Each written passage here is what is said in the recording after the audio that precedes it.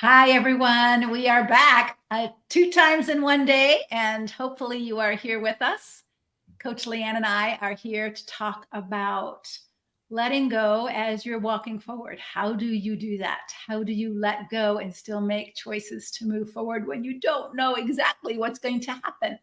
So before we get into it all, you know the drill. Let us know we have succeeded in going live. If you could just put a hello in the chat and I am here, that would be of great help to us. Hi, LeAnne. So good to see you. And gosh, you two are right on the money every time. You're the first ones here. LeAnne and Teresa, thank you so much for showing up. And hopefully we will get some others who are here. Trisha's here. Janice, again, you're so good to be here. I'm curious, what right choices did you make today? As we went through the day, what good right choices did you make? You were here this morning. I know some of you were here. So we talked about choices. We're building on that conversation. So if you didn't get a chance to hear our conversation this morning with Coach Elise on making right choices when it's really, really hard, how do you do that? You certainly want to go back and look at the replay. But thank you for coming again 2 times in one day. I'm honored. So we're going to talk about walking forward kind of in the dark. Like, how do you know what to do when you don't know that it's going to turn out well? How do we let go of that demand, sometimes even that desire to know that we're going in the right direction? What is the right direction? What is the right direction? How do you know? And how do you let go of the outcome?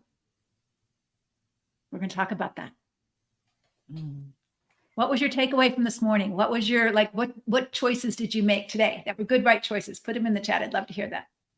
Katie says, sometimes it seems God only shines a light one step at a time. Absolutely. Sometimes only one step at a time ahead, right?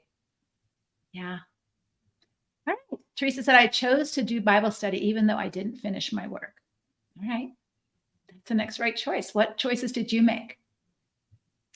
What choices did you make today? Anything that you want to share? Any choices? I made a choice for self-stewardship today. What did you do today?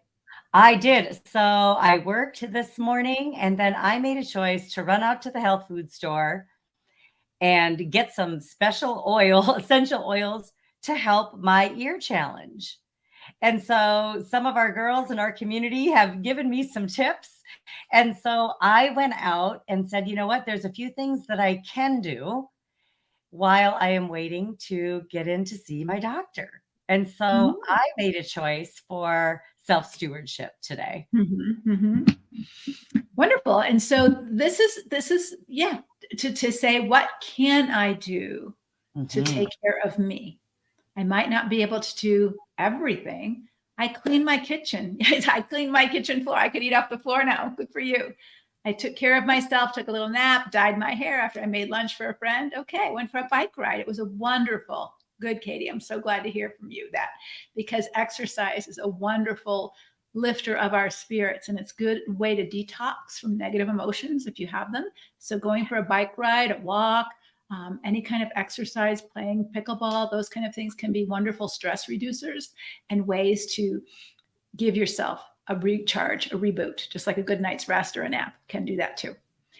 All right. So today we're talking about letting go of the outcome. What's your biggest challenge in moving forward in your destructive relationship challenges? What's your biggest challenge for you doing your work, however you might define that, in making a next right choice, but not knowing the outcome? What's your biggest challenge there? Laura, you made 26 dozen cookies. Oh my gosh. What kind of cookies? I'm a cookie fan. If I were to have to pick one dessert of all desserts in the world, it would be cookies.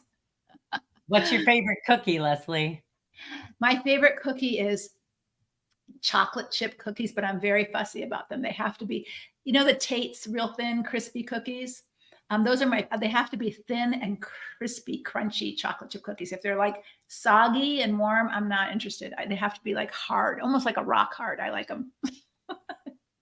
Love that. Yeah. Rock hard chocolate cookie. I don't think I ever knew that about you. I'm so grateful. Thankfully, most stores don't make them, so I don't eat them very often. But the harder and the thicker, the ones who have the best cookies that I like of LeVaine's Bakery. You can actually order them online, but they're like $100 for 2 cookies. They're very expensive, but they're like little cakes, but they're like rocks and they're so good. Anyway, yes, I love them. Detaching. So you're working on detaching. Final hearing soon, financial decisions to make. Snickerdoodle, ginger snaps, oatmeal chocolate chip. Love that, Lori. Like, I don't know if the snickerdoodles and ginger snaps, but the oatmeal chocolate chip also are good. Having no contact with him. That's the hardest decision. Letting go of, having no contact with him. I keep believing things will get better. I wasn't trusting God in everything. My biggest challenge is hoping that my husband will change. Detaching emotionally. Yeah, to let go of that, outcome. What if that doesn't happen? So let's kind of play with some 20 questions. What if you didn't need that outcome? What might be possible for you if you'd like it, but you didn't need it to be okay? Right? It's like powerful. if you didn't need your husband to change in order for you to be okay, you might need him to change in order for you to stay married, but you might not need him to change in order for you to be healthy and strong. What might change for you if you believed that? What might change for you? Do you need him to change in order for you to get healthy and strong? Right? Because when we put our well-being in the hands of someone else, then that's trouble, right? That's trouble. It is trouble. I'm so glad you brought that up. And I think, to let go doesn't mean you stop caring. No. It just means that you can't do somebody's work for somebody else. To let go means you can let them do them. And you get to steward you. Okay. So Lori and Kim say their biggest challenge right now is getting financially independent. So what would be your next right steps toward that? Letting go of the outcome. You don't know when or if you'll get financially dependent, but if you don't take some steps toward that goal, you don't know if you'll get there, right? Because you don't even take the steps forward. What would be your next right steps to get there? Yet letting go of the outcome. You don't know if you will be totally financially independent with 1 or 2 steps. It might take you 50 steps. What are the steps that you need to take to get there? And what might a step look like? Yeah. Just imagine, even a small step toward financial independence. Because if we don't know where we are financially, how are we going to know where it is that we want to go or how to get there? What that next right step might be like. Mm-hmm. Yeah. So sometimes the next right step is just getting that information, visiting a financial planner, visiting an attorney, getting the facts of what you might get in divorce settlement or what you can access in your bank account, or how you can split that if you need to have more control over your money. Those are questions that you need to know before you take those steps.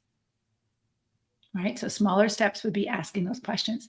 Let me give you a picture though. We all make choices every day without knowing the outcome. We think we know the outcome, but we don't really know the outcome. There is no guarantee in life, right? So every day you might get up in the morning, you brush your teeth, you comb your hair, you get in your car, you turn it on, you put your seatbelt on. All these are good, right choices because you're going to the store, you're going to work. That's your goal. And so you do all those things to get to the next step, to work or to the grocery store or to wherever you're going, Walmart. And you do all the next right steps. You get dressed, you brush your teeth, you comb your hair, you get in the car, you turn the car on, you put your seatbelt on, and the car doesn't work. Right? Or you put your seatbelt on, you drive to the store, and the car breaks down, or you get in a car accident, or anything could happen. There's no guarantee that you're going to actually get to the store or get to work that day. You assume you will if you do all those steps, and most of the time you do get there. But you don't worry about that. You don't think, oh, I don't know if I should go to the store or not. I'm not sure the car is going to make it.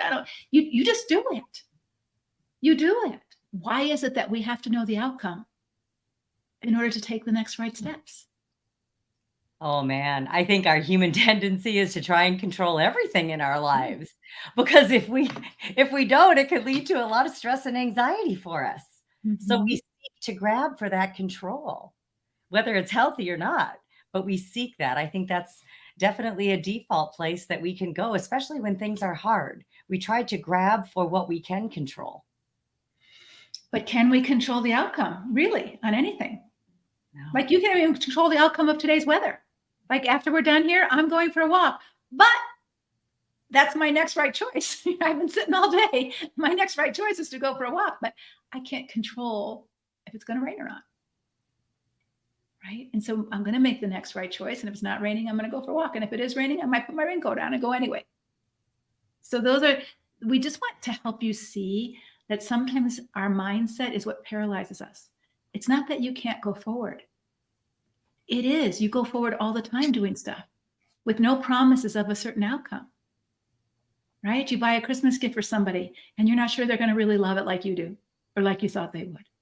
You get in the car and you drive somewhere. You're not positive you're going to get there. It's more likely you will. But we make decisions all the time and we're not sure of the outcome, but we go forward. What stops you from going forward in your decisions with your mental, emotional health, your financial health, your physical health, stewardship of you? You might not be able to control him, but are you stewarding you?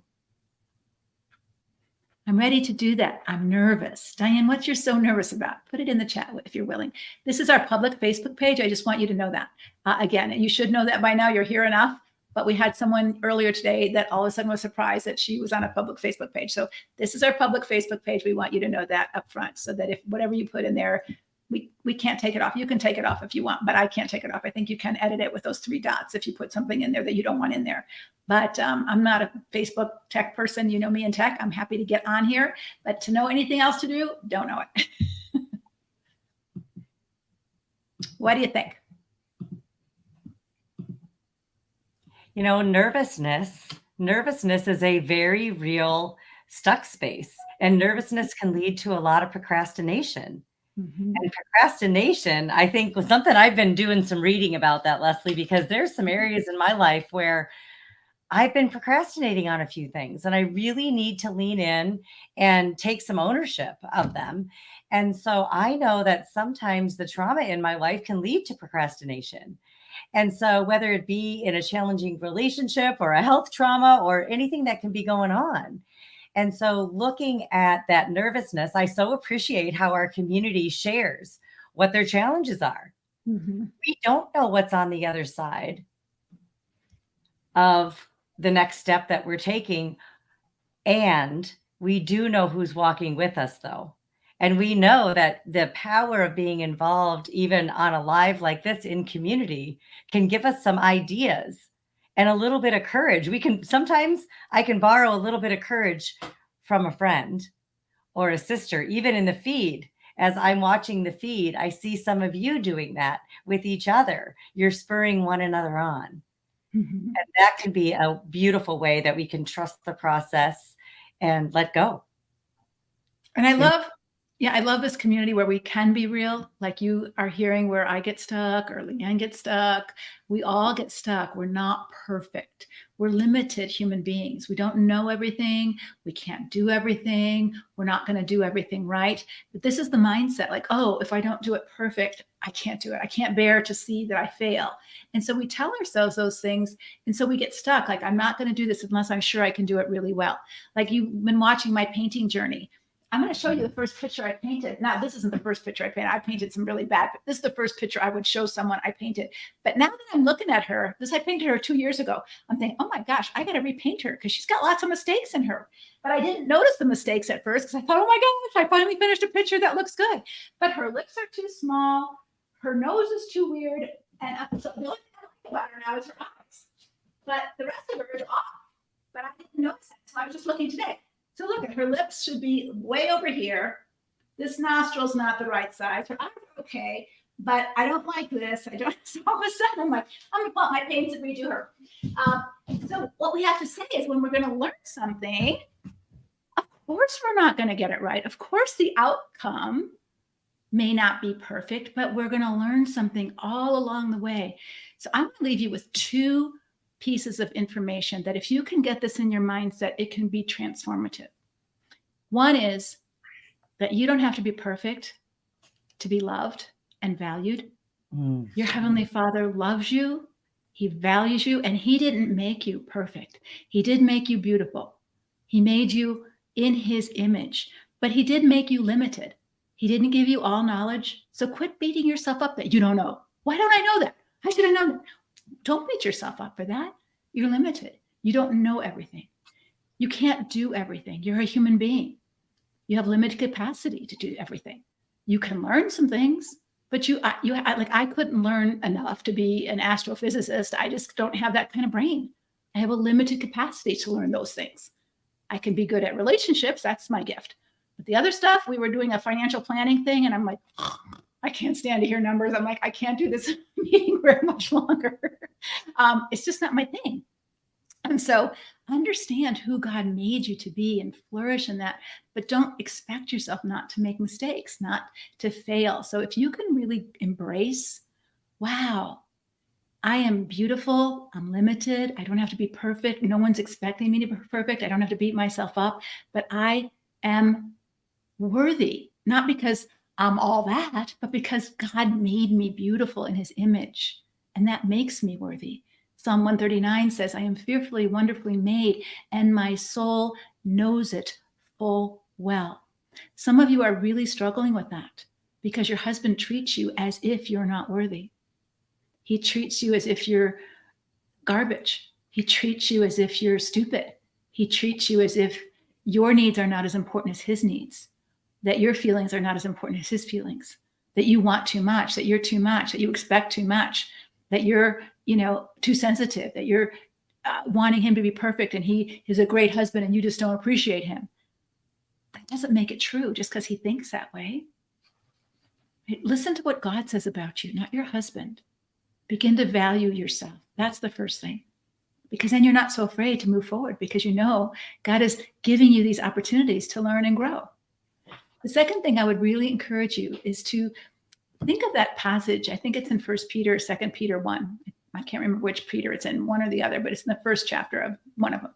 And it says, He has given us everything we need for life and godliness. Just that one sentence. So if God has given me everything I need, and I'm hitting an obstacle, I'm making a right choice, and I'm going to talk to my mother-in-law about something, or I'm going to put a boundary down here. I'm going to make the next right choice, and I'm going to decide to go here. And something goes south, and I'm disappointed with the outcome. Could it be that that's something I need? Like God is giving me something I need in that obstacle right there to learn from, to grow from, to learn to push through it, to learn to not let Satan thwart me, to not let those obstacles or those things that I think are roadblocks, maybe they're opportunities to learn to hop over them or go around them or bust through them, right? To build my muscles. And so if he's giving me everything I need, what if I saw the no, not as, oh, shucks, I shouldn't have gone this way, but no as, okay, God, I needed to go this way to learn the no. Yeah. Or I would have always wondered, should I have gone that way? But if I did what I thought was the right thing to do, and it turned out to be a roadblock, maybe I needed to do that. So I wouldn't have always wondered, I wonder if I should have gone that way. I wonder if I should have, maybe that's what I needed right then. If God is really giving us everything we need, can we trust that and not be so afraid of the process that if it doesn't turn out like we thought, maybe it's something we need that we didn't even know about for the next part of the journey. Leslie, I love that. And I think, sometimes we can always try and figure out the reason. We're like, why did this happen? We can get so wrapped up in the why instead of looking at what is the purpose in this? And so that's what, as you were sharing, it made me think about, wow, Lord, how could I find the lesson in this for me? What might be the growth or learning for me with this experience? And because it can get overwhelming. And so what will I need to learn to help me to do things a little bit better the next time? Because one thing I know about this journey called life, there will be another time for us to practice exercising what it is that we're learning. And we get to grow through what we go through, or we can be defeated by it. Right. And the relationships that we're in And many of, the women who are here in this space with us, we know these relationships are bugger hard. Many are very destructive, and they are depleting you, sisters. Mhm. And Mhm. so, what is one thing that you have learned from a challenge that you have recently faced where you were hanging on so tight? And the Lord, I often do this, Leslie. I squeeze my hands so tight so I can feel what the experience is like when I'm holding on to something too tightly. And then I slowly start to release it and open it up, and then I call it, I'm like, "Okay, Lord, my palms are finally up Mhm. instead of Mhm. my fists, and I'm, fighting for my control, but my palms are up now, and they are open and ready to receive what you have for me. Mhm. What might be my learning?" Yeah, that's so good. I do that too. And when I was in Israel, I got a tattoo in Aramaic that says "Thy will be done," because I'm often clenching my fist too, like, why, God, why are you allowing this to happen to me? And he's taught me, I'm not allowing this to happen to you. I'm allowing this to happen for you, Amen. for you to learn something. And I'm just going to challenge you, those of you who are in abusive relationships.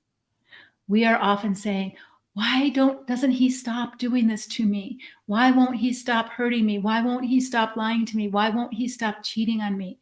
And maybe the real question is, why don't I stop allowing it? Why am That's I right. willing to be in a relationship with someone who does this to me? What do I need to do? How do I need to learn? How do I need to grow to get healthy enough to say, I won't allow this to happen to myself? Versus why won't he stop? You can't control him. You can only control you. Right. Well, and I think that I have another letting go quote that I totally love, Leslie, that goes along with that. And it's, to let go is not to adjust everything to my desires, my wishes, because sometimes I desire things that are just really not healthy. They might not be healthy for me.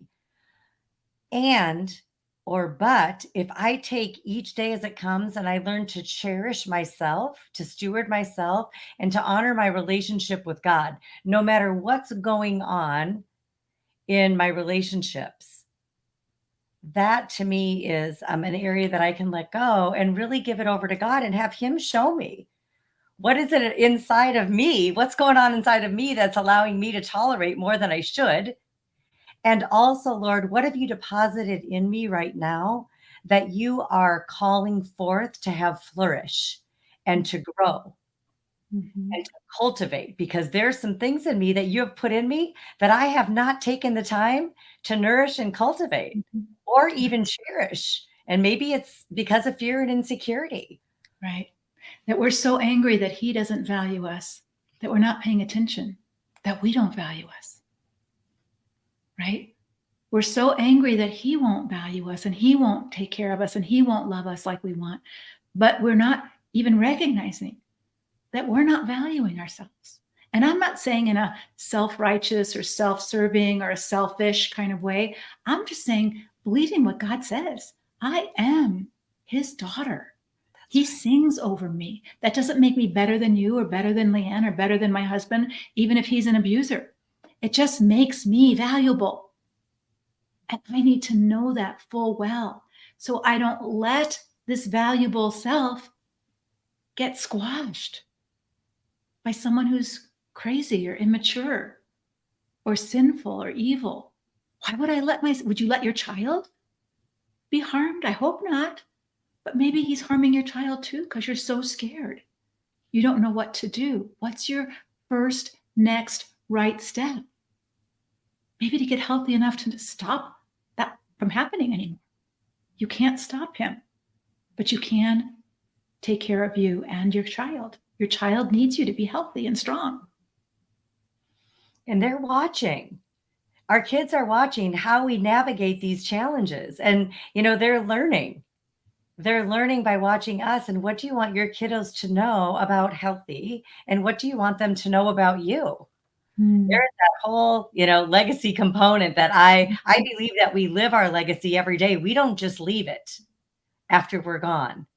We Mhm. live it. And so then what do you want your kiddos to be saying about you? in a month from now, even about how you're facing the challenges that you're in. And Mhm. what do you want them to know about the faith that you have? You know, it Mhm. was funny, Leslie. I just think that there's so much when it comes to letting go and letting God, so to speak, that really brings in our faith component and it really helps us to exercise our faith. Mhm. And so the other day, I was with my granddaughter and we were playing Yahtzee. And it was super sweet. She's 6 years old and she's like this little math girl. And we're playing Yahtzee and she's shaking the dice and we're throwing it out there. And she had 4 6s. And all of a sudden she says, Grandma, I only need one more 6 and I get a Yahtzee. And I said, You're right. And I'm like, Oh, wow, Lord, wouldn't it be super cool? So I prayed quietly to myself, wouldn't it be super cool if you just showed Elise how much you love her by giving her a Yahtzee? It would be super fun, God. Well, I didn't say anything out loud. I prayed it quietly in my spirit, right? She says to me, she says, Grandma, I know that Jesus sees us right here. And she said, I think he might want me to get a Yahtzee. And I'm like, what? She shook it. She threw that dice, and by golly, it was a 6. She got a Yahtzee. And, God cares about football. He cares about Yahtzee. He cares about everything. Now, I'm not saying, anything like mystical or weird here, but what I will say is I said to my granddaughter, I said, Elise, the Lord doesn't care whether or not you get a Yahtzee. What he loved most is that you acknowledged and you knew he could do it for you if he wanted to. You had faith enough to say, I know my Jesus sees me and he's right here. And I know he has something good for me if he wants to give it to me. And he just did. And so what will you do with that? It was a super fun moment. I just thought I would share that. That's such a powerful thing. But I do want to bring in the other opposite, because there's some of you here who you have prayed that prayer. God, That's right. if you love me, show me your goodness. And he doesn't. Right. And it's like, what? Why do you love her more than me? Why does she get the Yahtzee and I don't? Why does she get the good husband and I don't? I prayed for a husband. My parents prayed for a husband, and I get this abusive man. So it's really important for us to understand that God isn't capricious and just willy-nilly, and he doesn't want you to have a good husband and he wants her, or Yahtzee or any of those kind of things. Here's where it really comes down to, do we trust that God is a good God, regardless of whether he gives it to us in that moment or he doesn't give us the outcome, the desires of our heart, right? Because we trust that he knows what we need and he gives us everything we need for life and godliness. My mom, for an example, I've shared a little bit about her, but she was mentally ill. She was bipolar. She was an alcoholic. She grew up in a very tough situation. If I had more time, I will share that someday. But she really didn't become alive as a loving person until after she got diagnosed with terminal cancer. So you think, why did God give her that? That was what she needed. She needed that to wake up. She needed that to wake up to the brevity of her life and how much time she had left. And she used that time better than she used all the other 68 years of her life, because it woke her up to the reality of her mortality and the reality of eternity. Now, is that cruel of God to wake her up that way, or was that the most loving thing he could do? I'm sure he tried for 68 other ways to every year of her life to try to wake her up, and she ignored him. So the gift is not because he hated her. The gift was, hey, I don't want you to go into eternity without knowing me. Right? And so sometimes it's a brutal gift. It's a harsh gift. Maybe God is saying, hey, you've lived your whole life wanting your husband as your God. You've put all of your eggs in his basket. He's a false God. He's not your God. I'm your God. And I'm not going to give you what you want because you're worshiping the wrong God. And so here's where we trust that he is a God. It says, and if I could tell you the story more, it's in some of my books about my own journey with God.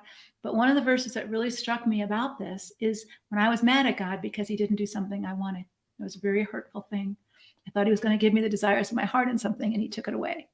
And I was angry with him for almost a year. I took my Bible and threw it under my bed, and I didn't open my Bible for almost a year. When I found it under the bed, it had all kinds of dust on it.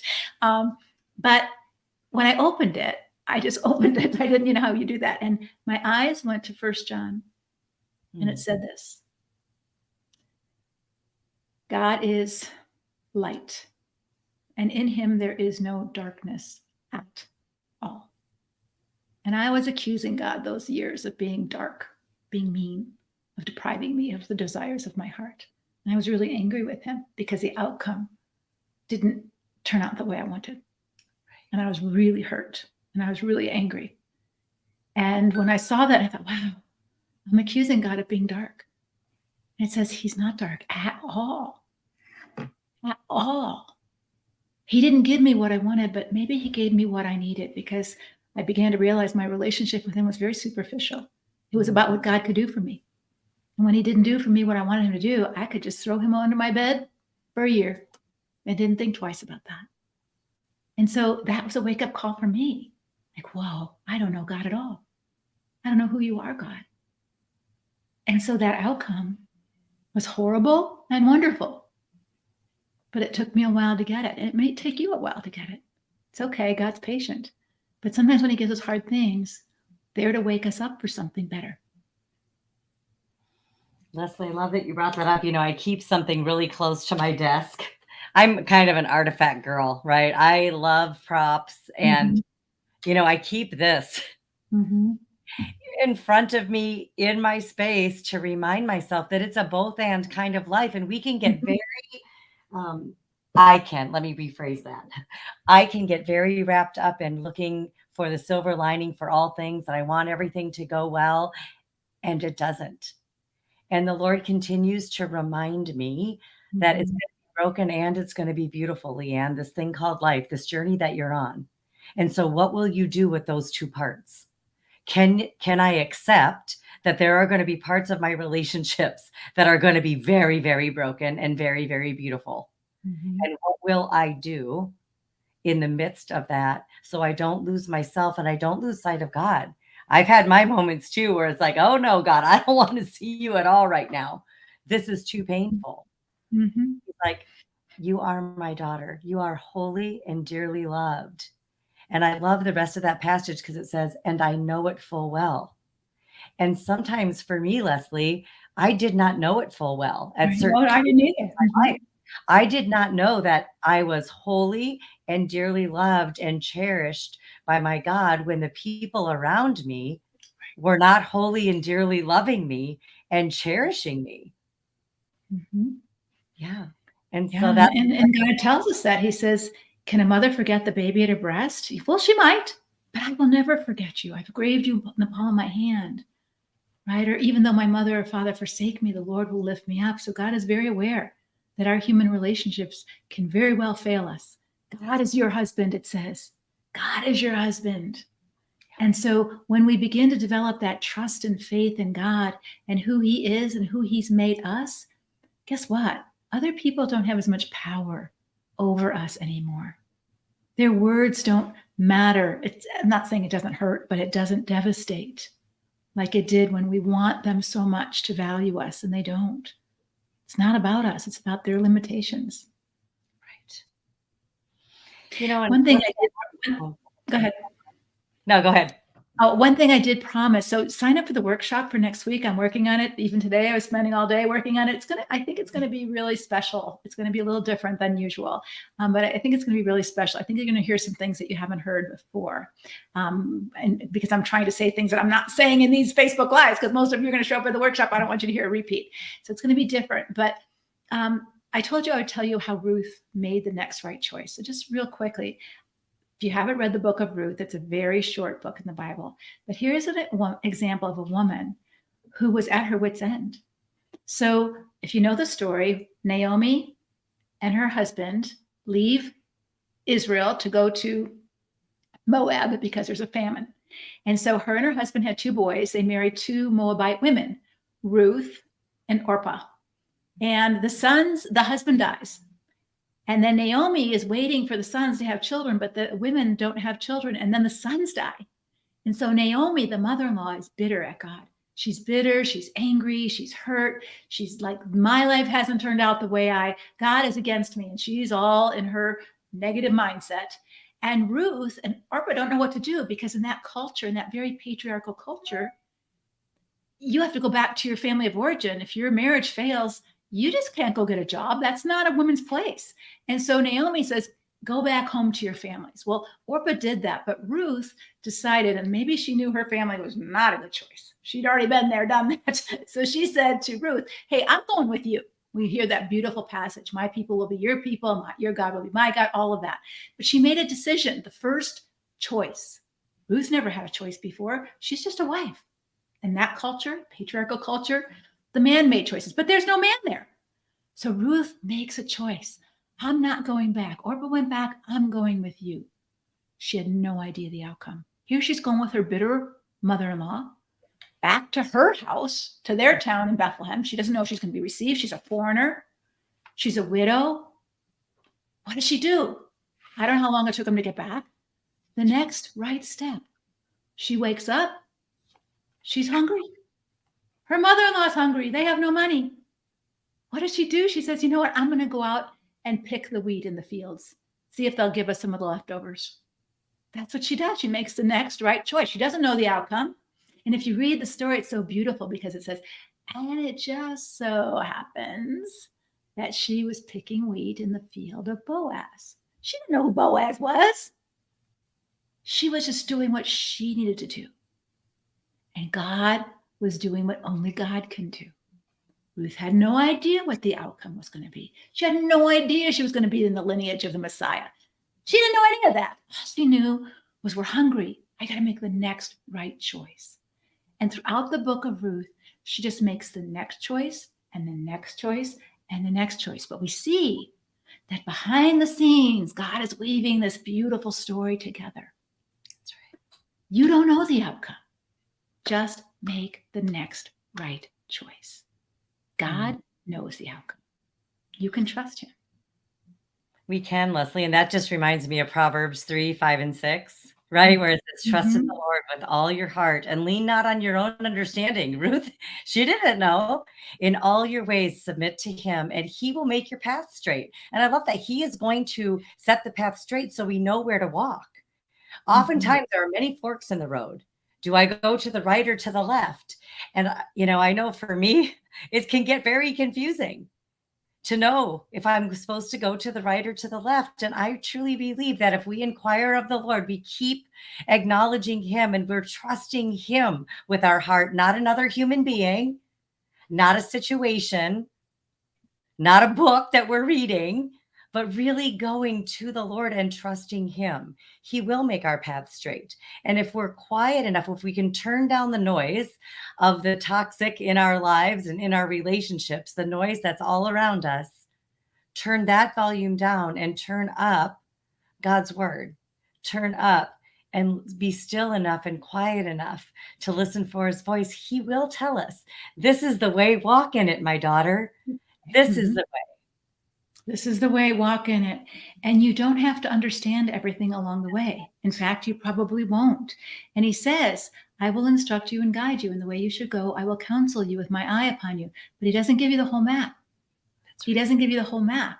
And when you think you took a wrong turn, don't think of it that way. Think of it, okay, God, what's the information in this wrong turn that I need to learn? Right? Because it's unpleasant. Like, oh, maybe the simple information is, the information is, I took a wrong turn. I got to go this way. But that's good information to know. Or maybe you confront someone that you think is going to respond to your boundaries well, or you talk to them and they blow you off and tell you you're crazy.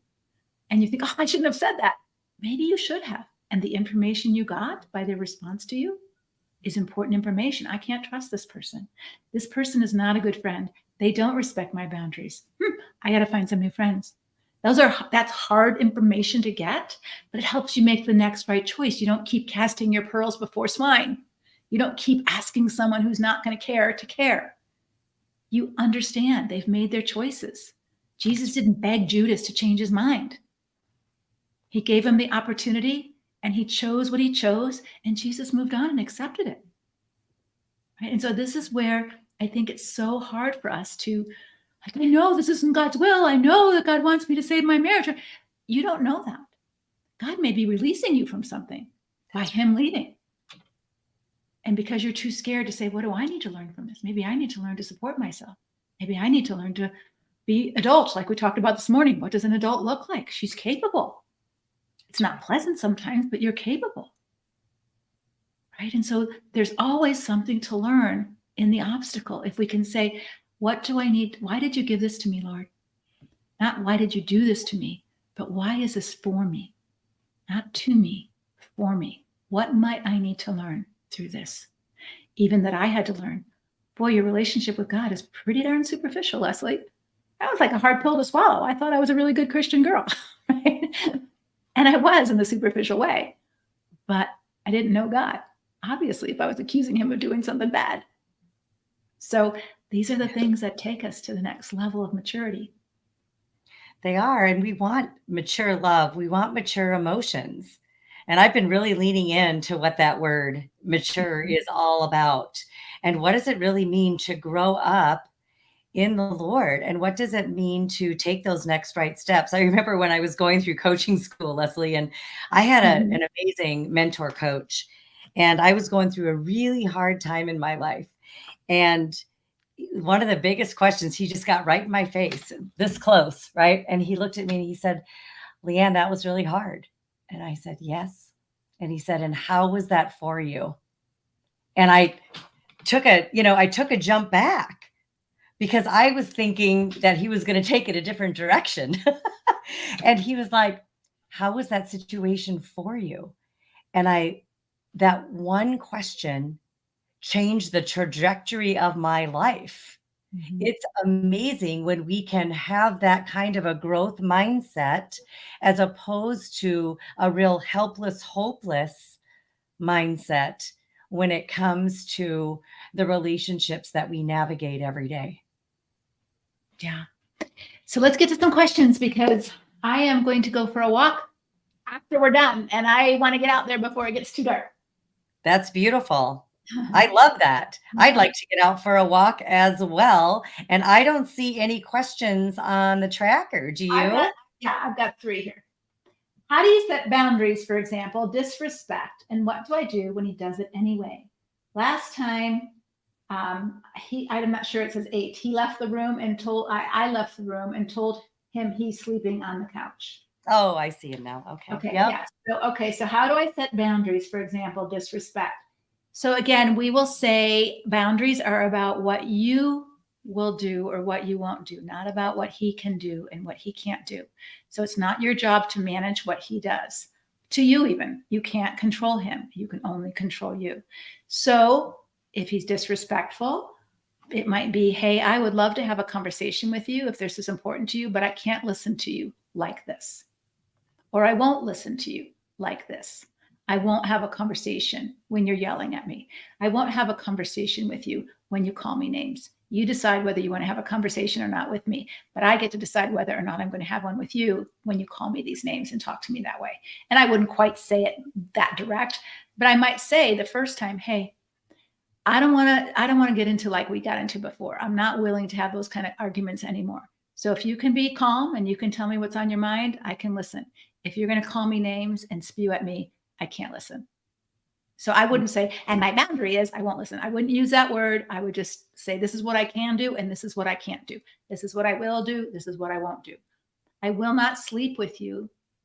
I will not have relations with you because you treat me as if I'm a object that you can just have orgasms with, but you don't care about me in any other way. That doesn't feel good to me. Right? So that's your boundary. It's about you and what you will do and what you won't do, what you will allow, what you won't allow for yourself. You can't control whether he does something to you. You can control whether you let it happen. Right? And sometimes you're just the victim because he does something and he's stronger and bigger than you. But at least now that gives you information. Wow, he really doesn't even respect my no. That's right. And Leslie, yeah, if I could add to that, just do you know what you will say and what you won't say? Our words matter. And so we can think ahead of time when we know that we are in challenging relationships. Who do you want to be? You get to decide. Who will you be and who won't you be? You know, there was a period in my life where I kind of lost my cookies a little bit, and and I yelled and I said some unkind things, and I had to make a decision in that moment. Who will I be next time that this happens? What will I say and what won't I say when I am faced with a challenge again? And knowing that, having that inner resolve and a little bit of self-control to know that is really powerful, and it gives us agency to actually steward ourselves. And you know, my friends, when you know what you will do and what you won't do, and you're able to communicate that first to yourself, then to God, and then to other people, then the others in your life have more of a potential to actually hear you than if you don't know it at all for yourself. And so part of what we get to do first is get really clear of knowing what you will do and what you won't do, what you will say, what you won't say, who will you be, who will you not be. Get clear on that for you so that you can communicate it to other people. Otherwise, they could steamroll right over you. Been there, done that. Or it gets really messy. It gets really messy. So I wrote my book, How to Act Right When Your Spouse Acts Wrong. It was my second book, way before I ever got heavily involved in abuse. I did mention it in there because I was having some cases about that. And I was saying, hey, what looks right in one situation, like, oh, just suffer for Jesus, may not be the right thing to do in another situation. So, but while I was writing that book, I had an incident that really woke me up with my teenage son. So I had a teenage son. He was being smart mouth and I was being reactive to that. Like, you can't talk to me that, and I was not showing up as a godly mom, not a godly mom who says, it's okay, you talk to me that way. No, I would have wished I could have said, hey, I know something's on your mind and you're really upset about something, but I cannot hear you when you talk to me that way. That's what I wish I would have said. So I wish I would have had a boundary. This is what I will do. I'll listen to you, but I won't listen to you this way, right? But that's not what I did. He was talking disrespectful to me and I flipped out and I was disrespectful to him back too, okay? And then he said to me this, and you're the Christian counselor? Which is what kids do to you. Of course, they shame you and you totally humiliate you. But he was right. So it muddied the water. Instead of him being able to see, wow, in that moment, I was being disrespectful to my mom. She stayed calm. She put a boundary down. She told me she would listen to me, but she's not going to put up with that. It gave him a chance to self-reflect. Instead, all he could see was my sin. All he could see was I was harsh. All he could see was I should have known better because I'm older and I'm the Christian counselor. And he really gave it to me. And I bet that might happen in your house too, where your husband might say, you call me abusive? Look at you. Look what's coming out of your mouth. How dare you come, And then it's really muddying the water if you go to the Christian counselor and try, well, you're mutually abusive. I don't know who's worse. And then you're all in this mess. So LeAnne is so right. You have a choice about how you want to show up. And if you're not capable of showing up the way you want to, then exit the situation, because sometimes we're not capable, right? If you were going to go to a job interview and you had diarrhea and you were sick, you would cancel. You wouldn't show up and poop all over yourself. You just wouldn't do that. In the same way, if you're not prepared to deal with something emotionally because you're exhausted or you're just had it up to here, it's okay to say, I'm not prepared to have that conversation right now. I'm not able to listen to you right now. I'm too tired. I'm too done. And hold to that. Don't let him suck you into a conversation where then you're saying things and doing things that you have to then own as mutual, because it just muddies the water. It does muddy the water, and we want to keep the water as clean, keep our side of the street as clean as we can. Absolutely. Yeah. There's a couple questions in the chat. I don't know if I see any. I see one here, but there's one here I want to talk to, the noble wife. Is there any truth in staying for the benefit of growing under such harsh circumstances? I don't know what you mean by such harsh circumstances. So the prudence see danger and take refuge. God cares about your safety. And sometimes that is much of what you need to learn. There's suffering in both staying and leaving. There's hardship in staying and leaving. So you have to really discern, am I staying because I'm afraid to leave? Or am I staying because God's calling me to for other reasons? But I'll talk about this a little bit in the workshop. We have to break up with this idea of the myth of the noble heroic sacrifice. Like I need to die to myself in order to stay married. I don't think God teaches that. Dying to self doesn't mean deprivation. It means transformation. And so when you die to yourself as a seed, you transform into a flower. When you die to yourself as a caterpillar, you transform into a butterfly. When you die to yourself spiritually, it doesn't mean you become a nothing. It means that you grow into a deeper level of maturity. And so if you can do that through this adversity, then that might be a purpose for some of it. To learn to have boundaries, to learn to speak up, to learn to, manage your emotions and all those kind of things. We can learn that in a hard thing. But can you have a relationship with someone like that? No, you can't have a relationship with someone like that. So what does that look like? And what danger does that put you in? And that's too much of a detailed question to answer with that. So I would probably say if there's any kind of danger to you physically, emotionally, spiritually, where you're not functioning well, then right now your job is to steward you, to steward your safety and get healthy. Yeah, absolutely. Your safety matters. And it's really hard to grow and to stay and to be well if you're not safe. Mm-hmm, mm-hmm. And we Yeah, I've done the same thing with my daughter. I just flipped out and now she won't talk to me. Yeah, it happens. And so we just want to do the work that we need to do to keep our side of the street clean so that it's really clear if it's a destructive relationship. We'll know that pretty soon. And if it's something that we're tangoing in and messing the waters as well, then maybe we need to take a look at ourselves to make some changes too. Okay. Right. And I love that you brought that up because then we get to push a pause button for a moment and we get to look inside of our lives and our relationships and identify where might the act of letting go need to happen right now. Maybe I am hanging on so tight to some things and trying to control so many things and try to fix it and make things better for others at the expense of myself. And so there's a little tip in there that maybe do a little bit of an assessment and see what area of your life, I love fall. I love fall. And the trees all around us right now are giving us some of the most beautiful evidence of how beautiful it can be to let go. Mm-hmm. And I'll give you a story about this, LeAnne. When I lived in Pennsylvania, I mean, it's just beautiful. But we had a very severe ice storm in Philadelphia area. I was speaking at Cairn University at the time. And so I had about an hour's drive home on the turnpike.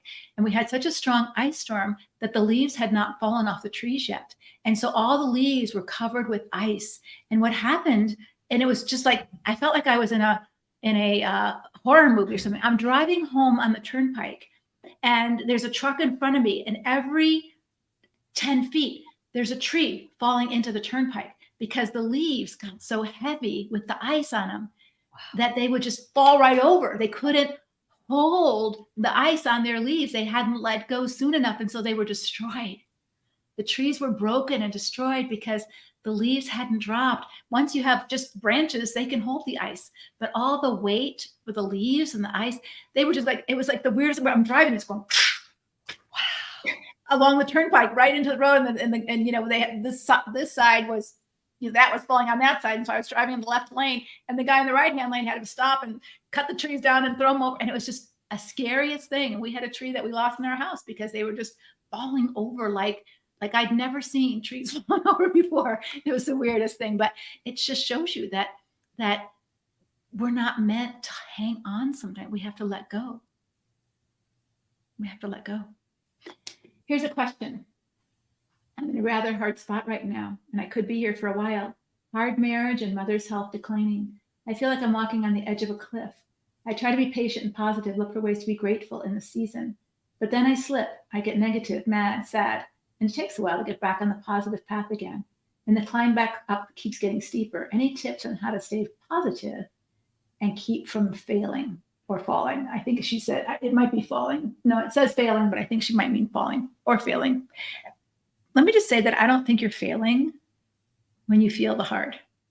That's right. Right? The hard is hard. So let's not say we have to be Pollyanna in hard. That's right. Okay. So I think we can say, Uncle, I'm crying, Uncle God. I'm done with hard. I think we can be honest with ourselves and honest with God, as long as we say, God, if you are still in this for my good, I don't see it, but I'm going to trust that you're still here. And some of the good in all of that, I don't know what your situation is, but it might be that you have to recognize you are not the hero. You are not the hero. And in these situations, you want to be the hero. You want to fix your mother. You want to do everything for her. You want to do everything for your husband. And you can't. You're a limited human being. And so sometimes the hard teaches us, whoa, I'm not Superman. I need a good night's rest. I can't keep doing it this way. I might have to hire someone for help, even if they don't like it. I cannot be the hero of this story, nor is God asking me to be. I'm just one limited human being. And sometimes as Christians, we have a hard time accepting that, but that may be just what God's teaching you to let go of, is the hero story. Like, I got to be there for everybody all of the time. And that can be some beautiful feedback from the Lord. And so I really appreciate this tender woman's question about, and her choices of words. And you said, I feel like I'm walking on the edge of a cliff. And you said, talked about tips on how to stay positive. So one tip that I have done, because I've been on the cliff with you, girlfriend, I get it. And so we could look at it two different ways. We can reframe it, that instead of walking on the edge of the cliff, what about if the Lord is bringing you to a growth edge, as opposed to the edge of a cliff that you're worried about failing or falling from? And so perhaps there might be an area in which he would like to take you to that growth edge, and you may get pushed a little bit. And will you fly? You're here on this live because you want to learn more about letting go. And so we're going to have some choices. It's like, Lord, I will not fall. I will fly. And what do I need to do? What is the next right thing that I need to do so that I can fall when I am brought to the growth edge? Looking at it as an opportunity as opposed to a heavy duty obstacle. And sometimes for me, the opportunity is just to cry uncle. Like, for those of us who are, I was just talking to a friend earlier today, and she said, us firstborn doers, we're just like, we were going to get it done if it kills us. And maybe God isn't asking us to do that. Maybe that's our own, pride. Like, I've got to be the hero for my mom. I've got to be there all the time. I've got to be the one to save the day. Maybe that's pride, and I don't have to be, and God isn't asking me to be. And so what might happen if you were just honest and said, hey, Mom, I love you to pieces, but I can't be your sole caregiver right now. We need to hire some people to help.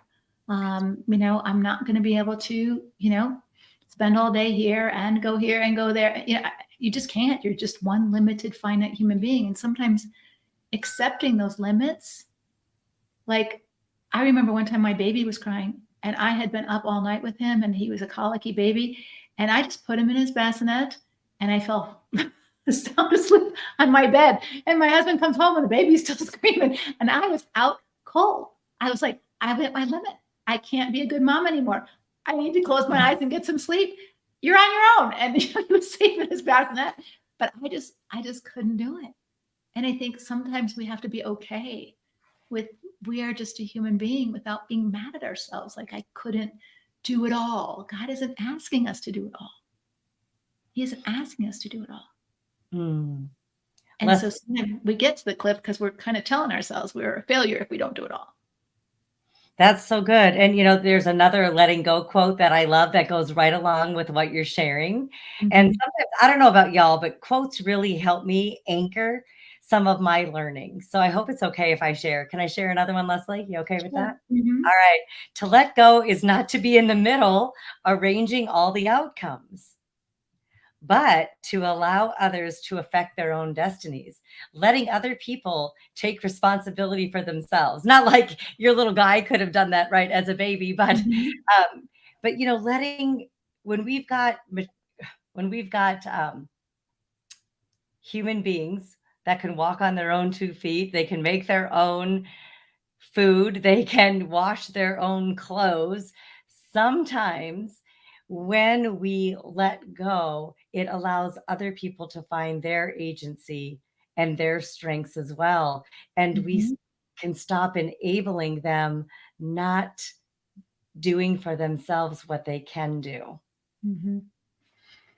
Yeah, I love that word, LeAnne, that you used, and I'm going to use it. I think we're almost done with questions, but I think going back to the myth of the heroic sacrifice and the question about, do I suffer here? Is this a suffering moment? Is God calling me, the noble wife, to just suffer?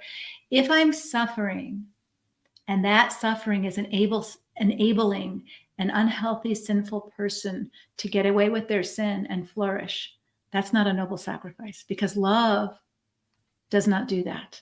Love, if you're going to be a helpmate, a loving helpmate to your husband, you're not going to enable his sin. You're not going to support his dysfunction by you suffering and sacrificing. That's a crazy definition of love. So love seeks someone's good. Love wants the best for someone. And so speaking the truth in love and having a hard boundary, saying, hey, depending on the kind of man he is, I know you're better than this, and I'm not going to have a conversation when you're talking to me this way. Yeah, I know you're capable of better, right? So that's speaking into his better self, if he's got one. Some don't, but if he does.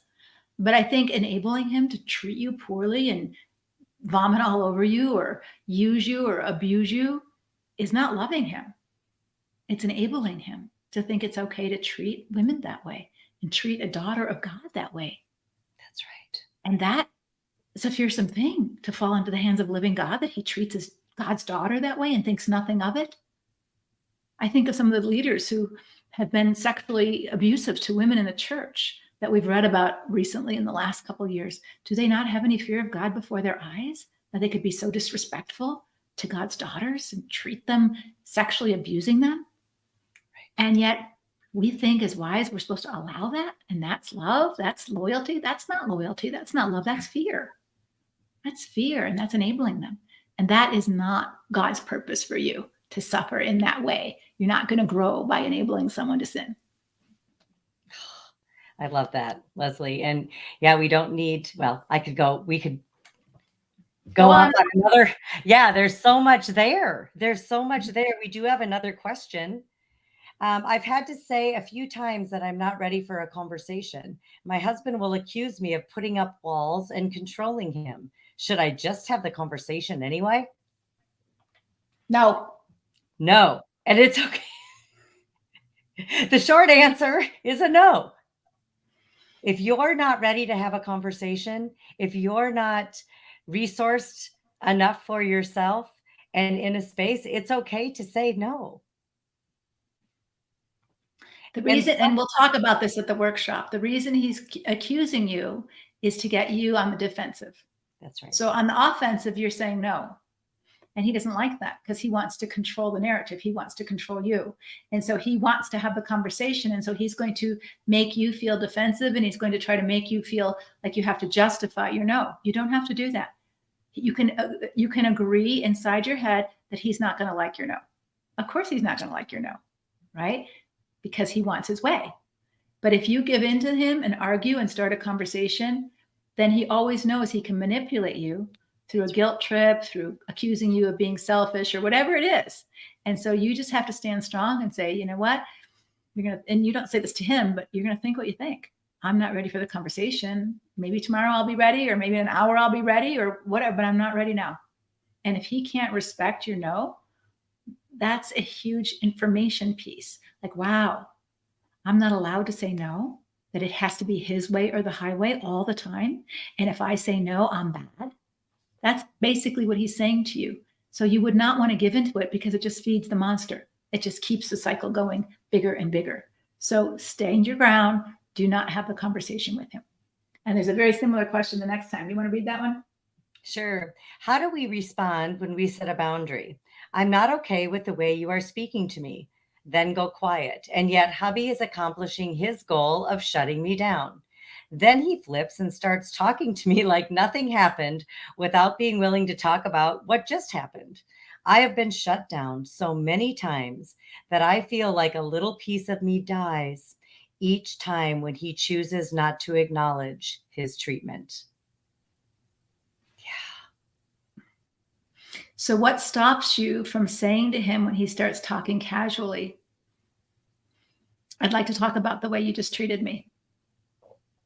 What might happen if you said that? Right? My guess is he would say, "Ah, you've always got to be so negative." He would do something to shut you down again, right?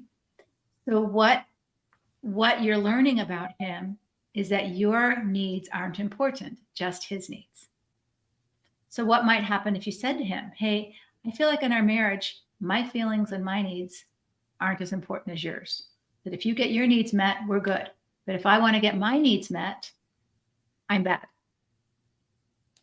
Now, I'm not saying he's going to answer that, but as you get strong enough to see what's really going on, and we're going to talk about that a lot in the workshop, and you invite him to self-reflect about what you just said, and if you can say it in a good place, not in a condemning, shaming place, but hey, I'm really curious about something in our relationship. You seem to want to talk to me sometimes, but when I need to talk to you about things that I need to talk about, you don't want to hear me. What's that about? It's okay for you to talk to me, but it's not okay for me to talk to you. What's that about? If he is unwilling to engage in a reflective conversation about how he impacts you, he's telling you you're impacting me, you're always not letting me, but he's not willing to hear how he impacts you. He's telling you without just saying it, you don't matter. Like, you are my cell phone. We've talked about this a million times. You are an object. You're the wife, and you're supposed to do what I want. You're the cell phone. You're supposed to do what I want. You check my email, you do my text, you get me my phone calls. And if you don't do those things, I have no use for you. And if that's the relationship that you have in your marriage, even if he doesn't treat you like a person, God knows who you are, and you need to treat yourself like a person. Indeed. Oh, yeah. And really celebrate the fact of who it is that you are, that God created. You're God's girl first. He loved you first. He created you. And so if this is resonating with you, I want to remind all of you to sign up for the Conquer Workshop. For those of you who are just listening, leslievernick.com/join workshop. It is 1 week from today that the workshop happens. Next Thursday is going to be workshop day, and we want you to join us here in that space. It's going to be and if you haven't, give the link, LeAnne, because there might be some people listening. Yeah, I just did. Yeah, leslievernick.com/join workshop.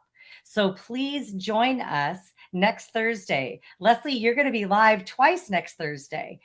First at 12 o'clock Eastern. So you can pick the time that works best for you, because my friends, you're going to want to be there live. The chat, the conversation that happens during the workshop, as well as the beautiful content that Leslie brings, is invaluable. And then following the hour-long teaching or so by Leslie, one of the greatest gifts of generosity that you give during a workshop moment is Q&A afterwards. It's a question and answer time, where the things that are coming up for you during the workshop, you can type those questions in, and the tech team will get those questions to Leslie, and she can address those right there at workshop time. So again, 12 p.m. Eastern time or 7:30 p.m. Eastern time. Choose the best time for you to be there live, and then carve out about 3 hours for yourself. Have a notebook ready. Have something to write on. Leslie even provides us with like a workbook to go through during the workshop that is invaluable, with scripture and tips and learnings that you're going to want to make sure that you hold on to. Yeah, thanks, LeAnne. And what we do, why we want you to sign up, is because we don't do it on Facebook. We do it off Facebook on a platform called Webinar Jam. It's completely off social media. We do that for your privacy, because we talk about some harder issues there, and we are more frank, and you're more frank to ask more personal questions, because you don't have worrying about your social media being captured somewhere and someone seeing it. You're just there. You're there with other women who are there just like you, and it's a pretty raw and real time to be able to get some support and some care and some love and some information that you need to make your next right choice. And so the workshop will be I'm trying to make it about 45 minutes. It might be a little bit longer. I'm trying to condense some of the teaching so it's not so long. And then we will have a Q&A afterwards. And for those of you who have been interested in joining Conquer, we'll tell you about that at the end of the workshop. We won't talk about it during the workshop. It's all information for you, but we will tell you it's only open twice a year. So we're opening at this for a week. My good friend Lisa Turkhurst says this. She says, when you know better, you can do better. And we want you to know better so that you don't keep feeling so helpless and so stuck and so sad that your life is this way. How can you change that trajectory? How can you be a healthy person, even if you're in a toxic marriage? You might not be able to stay in a toxic marriage, but you can get healthy. You can grow. You can heal. And that is something crucial for your children. Your children need to see one healthy parent. They need to see what healthy looks like. And when you stay unhealthy in a different way than the abuser, then your kids don't see any kind of healthy. They just see their family looks normal. And then they repeat the next generation. And that's not what God wants. That's not what you want. I'm sure you wouldn't be here. So plan to attend live. We need your email so we can send you the link. It's off social media. So you're chatting and all of that is private. It's on that site. We don't even use it to the replay. You get the replay if if you want the replay, you'll get the replay. People who can't attend live do get the replay, but they don't get the chat. They don't get the Q&A because only the people there who are live get that privilege. And we want to keep your questions and your chat just on the people who are there so that doesn't go out on the email later. Okay, just so you know. Love to see you next week. And I am going to call it a wrap for today. I hope that this has been good, but it's getting a little dark out there and I do want to get my walk. And somebody said, Leslie, take a break. You look tired. And I think I am looking tired. I looked at myself this morning. I think my eyes were really looking tired. So I think I need a little bit I've been traveling for 2 weeks. I was at different things in the last 2 weeks. So I've been traveling. I just got home and we've got all this going on. So I want to be healthy and I want to be fresh for our next Facebook Live, which will be Monday, I believe. Do you know what the topic is going to be Monday?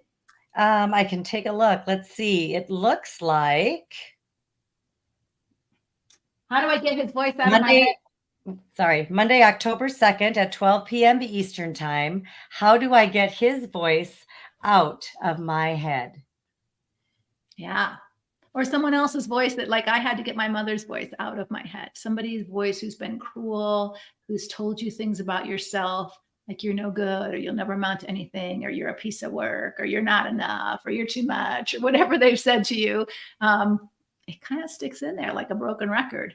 And how do you begin to get that voice out of your head so that doesn't become the message that you're listening to the most? So we'll talk about that on Monday. So have a great weekend. We will see you. Thanks, LeAnne, for being with me today and helping me. And we hope that this weekend you start making the next right choices. And if you're clinging to something and you're white knuckling through life, maybe God's saying, hey, it's okay.